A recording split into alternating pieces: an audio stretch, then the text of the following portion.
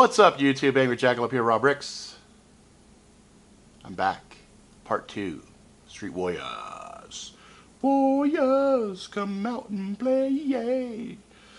Street Warriors trying to kill me. Yeah, we actually had custom music. We actually had a Street Warrior song that was made. We had a bunch of cool stuff that was developed during it. So the website's still up and running. You can go to www.streetwars.com, and thestreetwarriors.com is information about the whole IP, the intellectual property. So anyway, when we last talked, the investors were excited. They wanted to see what we had. So I had reached out. I wanted the cards to be as good a quality, if not better, than Magic or Pokemon that were out. And I did my research and found two companies, UV Color and PBM Graphics. UV Color was a company that did the foils, and PBM, they did the standard cards and the backs. So I reached out and said, hey, I need to get some cards made up. And both of them basically said, sorry, too fucking bad. You're not nearly wanting to order enough to make it worth our while. And I'm like, I really want you guys to do my stuff. I had found some other companies, but I didn't like the quality. I did not like the quality, and I said, damn it, if I'm gonna do something right, and we're gonna fucking take investment money and do this shit the right way, I want this shit to withstand the test of time. So I called and was talking with the guy Mike over at UV Color, and he said, no, I'm sorry, not interested. And I waited another day, and I called back, and I said, hey Mike, my name's Rob. And he's like, yeah, I know, we talked yesterday. I said, yep, I'm going to keep calling until you say yes. And he's like, dude, no, I can't do it. Your order is too fucking small. And I said, dude, so charge me more, charge me whatever. So I kept hounding him, and finally he laughed, and he said, dude, you're just not going to let this go, are you? I'm like, no, I'm not. And he gave me one of the biggest compliments I had ever had. And he said, you know, you remind me a lot of the story of Magic the Gathering. Now, for you guys that don't know, Magic the Gathering is the company that basically started all the collectible card game stuff. Really, you know, they went and people wouldn't print. People were like, stupid, no, we don't think it's a good idea. And they kept hounding until finally they were able to get shit printed, and they did a show, and the shit blew the fuck up. So anyway, he says, yeah, you remind me a lot of Magic the Gathering. And based on that, as well as some terms, and we discussed some, you know, numbers and everything else, he said, if you're willing to do this, then yeah, we can do it. I said, I'm down. Let's fucking do it. So he contacted PBM, told them that we were cool and legit, and for them to go ahead and do the backing and get things going. And in the meantime, I had to learn all kinds of interesting things on foil, on how to make it, you know, only foil shiny in certain spots. So if you look, the artwork on him is normal, but the background is foiled. So getting all of the stuff knocked out and having it done a certain way, I mean, it was a real interesting procedure I had to go through to make it right. And the guys at UV Color were phenomenal. They were like, dude, there is one pixel off here and we can see it. And I would look and I couldn't see it, but you know what? I fucking loved them for that level of detail. So we finally got it done, and we didn't have the boxes. We just had, so the investors were like, yeah, we want to see what you got. We want to see the card sets and blah, blah, blah. And I was like, okay, that's fine. And that's fucking funny. This thing, when we were putting these boxes together by hand, these sticky parts here would never stay on. But now it's been so many years that they've had these stickers on. They've bonded with the box. Hang on, just bear with me for a second. Here we go. Here we go. So all we had was this. This is this is what I showed up with when I met with them. I said, yep, here you go. These are done. Everything's in here. This is how the alpha sets are going to be. And we have commitments to do 7,000 total sets. And they were like, holy shit, you did it. I said, yep, if I fucking say I'm going to do it, I do it. And they were pretty impressed. And so they went and got a bunch of their friends involved. And so after everything was said and done, we had over $175,000 of investment money to get the project off the ground. And that was for us a big fucking deal. And we didn't take a salary. We took no money at all. In fact, everybody that rolled with me to do this, the only money we had to put in our pockets was whatever we sold at a show. We took the money and we divvied it all up, and that's what we had to come home with, which was not a lot of money. And my wife was stressed the fuck out. But I kept telling her, don't worry, don't worry, don't worry. You know, we got this, we got this, we got this. And, you know, we got to, you know, our investors would get us over to E3. They would get us to these different conventions, and we'd go and we'd meet with people that they knew. A lot of our investors had come from the video game arena, so there was a lot of folks we were talking to in the video game industry. And to be frank and honest, most of those dudes were complete fucking assholes. And I think a little bit racist too, because they weren't treating this project very seriously. They were like, oh, that is some gangster fucking whatever. And you gotta understand, this is before any Grand Theft Auto 5 or anything that's popped off now. You know, we met with Rockstar, and the head guy at Rockstar was a fucking asshole and a half. And I remember trying to set up a meeting with him, and he was just so arrogant. And I was like, fuck you then, dude. Fuck off, you know. And then we had a PR firm. We had some stuff where we were talking with like Eminem and Dr. Dre. They both wanted $1 million. And remember, this is before Beats. I mean, this is 2004, 2005. 10 years ago. 10, 11 years ago, this project popped off. And Eminem wanted $1 million.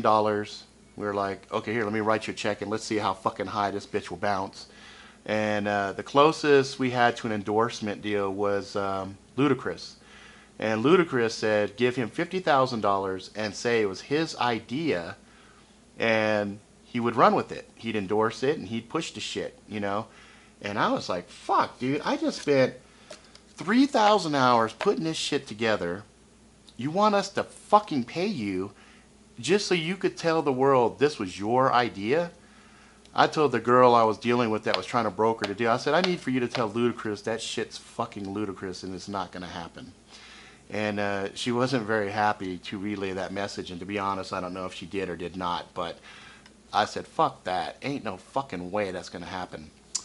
And, you know, we had our game put inside of Oscar bags. A bunch of celebrities got hold of them, and they thought they were fucking sick. They thought they were cool as shit. And we were doing tournaments and stuff. We had a bunch of hardcore fucking players. Probably the hardest core player was a guy named Tom. Tom was a madman, and I got a separate story on that shit. That's a whole separate one, because dude was just amazing. And there was a few other guys that were really fun. And right when we were building out our alpha set, the beta set, and I introduced in there the Yakuza, the Italian Mob, Forgotten Veterans, and some other really cool factions to the game, the investors just kind of backed out. Just left us high and dry, holding the bag. And the sad thing was, the whole time they kept saying, go, go, go, you know, don't worry about money, we got you when you need money. And I learned a valuable lesson. And if you're ever going for investment, listen to me on this. Do not wait until you need money to go get money. All right? Because that will fuck you immensely. Don't wait until you need money to try to get money, because you'll try to get money, and if you can't get it, suddenly the bus stops and the wheels won't go, and you're just at a dead halt, and the ride stops. It completely fucking stops. So that was rough for me. It was rough when the investment money just dried up, and I realized the other important lesson from all of that was figure out when you go for your investment, when you go to grab, don't be afraid to ask for what you really need. You know, we took that 175 and thought this is more than enough to get us where we need to get, and it wasn't. We should have asked for $2 million. Should have asked for $2 million, and it would have gave us enough to do the alpha set, the beta set, the actual release, and it would have gave us enough ramp to take a salary so we wouldn't have to be stressed about that, and also enough for us to do a 2-year run. Okay? So the collectible card industry is really fucking backwards. It is a small niche market, and it is every fucking store that I personally went in and said, hey, I'd like to talk to you about this, they'd look at this, and I could almost hear their thoughts in their head. Oh, that's a nigger game. I don't want a nigger game in here. I kid you not. That was the feeling, the vibe that I got off of them. And they would say stuff like, oh yeah, I've already talked to a distributor about this and blah, blah, blah, which I knew was a bold-faced fucking lie because I was pushing these fuckers direct myself. There was no distribution. If you heard about this game, the only way you had heard about it was through me, or if you had read one of the magazines that covered us. The magazines, Scry and Inquest, which I think are both defunct magazines now, they were awesome. They were really good guys. They gave us great coverage and really gave us a really good exposure. But even those guys, they really couldn't convey this game the way it needed to be conveyed.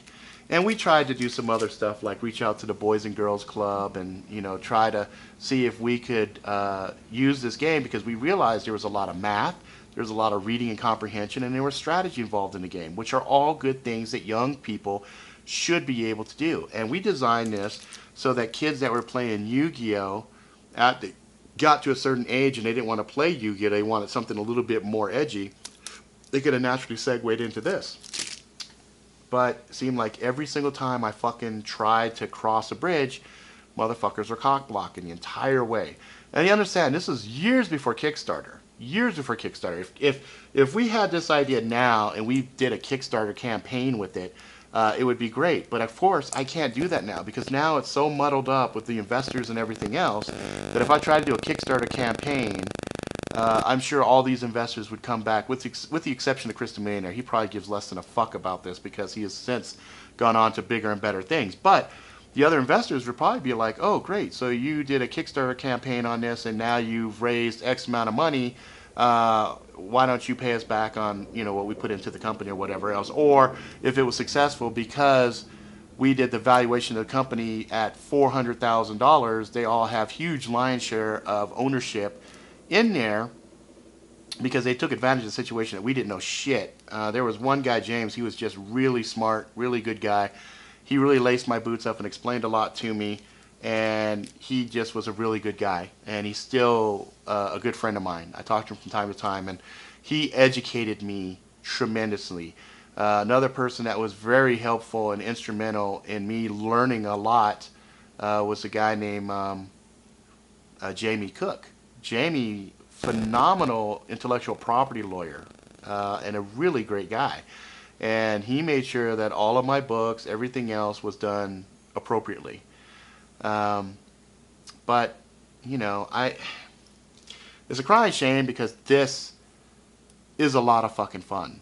It's a lot of fun, and we learned a lot from the players that played it for our alpha set, and we have plans to make it even better if we got in a beta and really dial it in when we did final full release. But we still have a bunch of these. So, you know, people that are interested in playing, there is still support for it. There is a place you can get it. You can get it now from Gamers World and Sports. The link for the buying and stuff is in the description. But yeah, I'm really proud of this, and it's now, it is now, only now, after 10 years, that I can look at this and not cringe and not have a negative fucking feeling to it, and be proud of myself of all the fucking work and effort that I went into this bitch. You know, it's just it was a cool thing. So anyway, that's it for this segment, and this is the end of part 2 of this 3-part Street Warriors coverage. Alright guys, if you like it, please subscribe, tell all your fucking friends. Be good to each other. Until next time.